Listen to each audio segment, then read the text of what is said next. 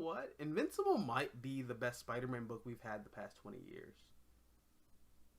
Because Invincible delivers on the promise of what Stan Lee and Steve Ditko kind of started with Spider-Man in 1962 or 3 or whatever the fuck.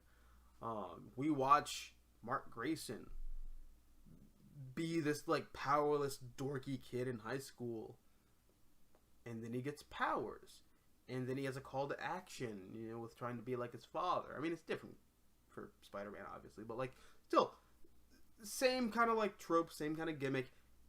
Powerless kid in high school gets superpowers and becomes a superhero.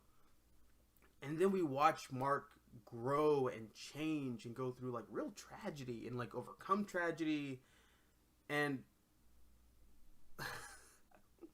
again, like much like Spider-Man, Invincible is not a superhero comic. I mean, it is a superhero comic in the sense that, like, you know, going off to space and fighting aliens and blah blah blah, but Invincible is, it's not a superhero book. It's a family drama. You're watching a story about the life and times of the Grayson family. You know, you're watching this tragedy, you know, unfold and unfurl, but also like kind of blossom into like something beautiful in places here and there. When, you know, you get Mark's little brother and like Oliver, you know, when you get to see Mark become a father, but like there's a price to it, because he never gets to watch his daughter grow up properly because he misses the first 3 years of her life.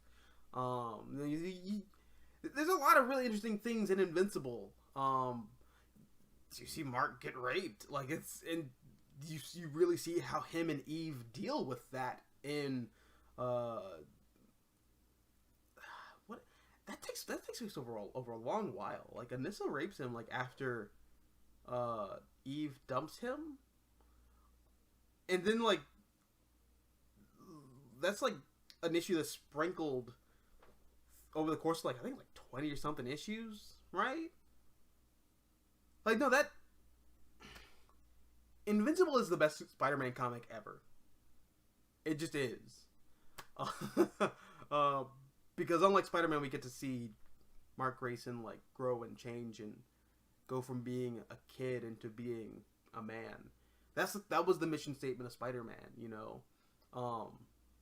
And it's kind of the thing that like irritates me about, I guess, pop culture's interpretation of Spider-Man and what Marvel's kind of kowtowing to with the pop culture interpretation of Spider-Man.